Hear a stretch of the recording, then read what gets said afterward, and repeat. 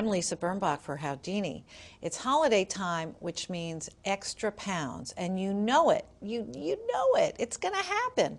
Elizabeth Sommer is with us. She's a dietitian and an author. Elizabeth, how do you avoid the weight gain? It seems like you're just punishing yourself. Oh, I know. Well, the good news is we used to think that people gained about 7 pounds over the holidays, and it's not that bad. We're averaging 1 to 2 pound weight gain over the holidays, so that's a little bit better. Are we talking about Thanksgiving through New Year's Eve? Yeah. And that's not that big of a deal, except that people don't tend to lose the weight after New Year's Eve. So it becomes, a gradual accumulation, which over the course of a decade is 10 to 20 pounds. So, so the weight gain isn't as bad as we thought, but it's still something to keep an eye on.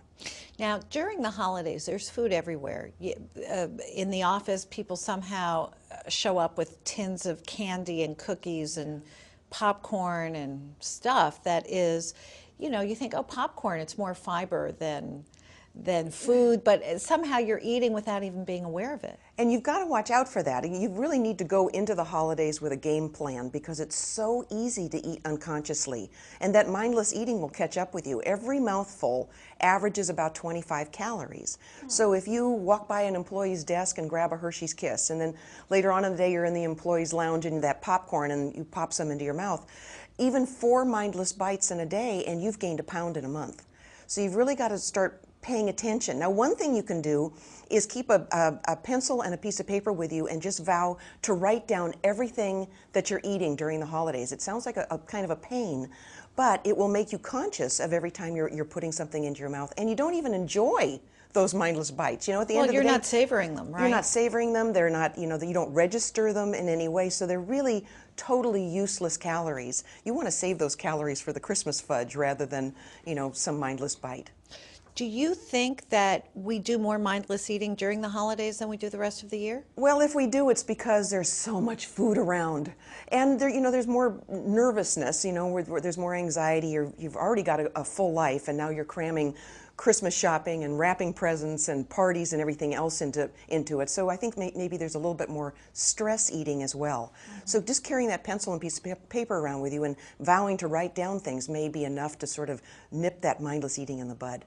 Aside from the normal foods that we know we should avoid because they're empty calories, what are some of the holiday culprits in terms of just avoid it if you can? Well, just about everything out there. Okay. Okay, we've settled that one. No, Next actually, question. there's a lot of really good holiday foods.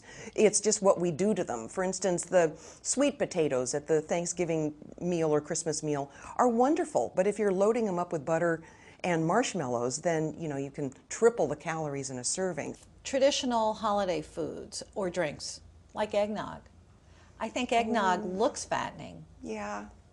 Watch out. It's way more fattening than you realized. Some of the recipes, if you check them out, can have 300, 400 calories in a serving of eggnog or hot buttered rum. That's the calories in a cheeseburger. And then if you have 2 or 3 of them, you've had your entire day's allotment for calories. And the thing, too, about liquid calories is they don't fill us up. They don't register on our appetite clocks. So we eat just as much food, maybe more, because alcohol tends to dissolve our resolve. We go to a party all set to really be good, and we have one glass of wine and say, oh, what the heck, I might as well just go ahead and eat whatever I want.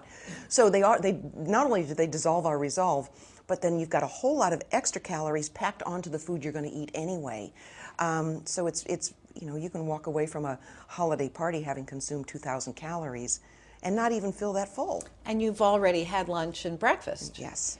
And how many calories, how do we know how many calories we should be taking in? Put the food thing in perspective. It should be an accent to an otherwise rich experience of spending time with the people you love. It shouldn't be the main focus. So what you can do is you can have parties, but maybe gear them around things that are not so food related. Maybe have friends over to do things you have to do anyway, sign Christmas cards or make ornaments or wrap presents with your friends, and then have a few little treats to eat, but the real focus is on the activity rather than the food. Good. Thank you. You're welcome. Thank you. For Howdini, I'm Lisa Birnbach.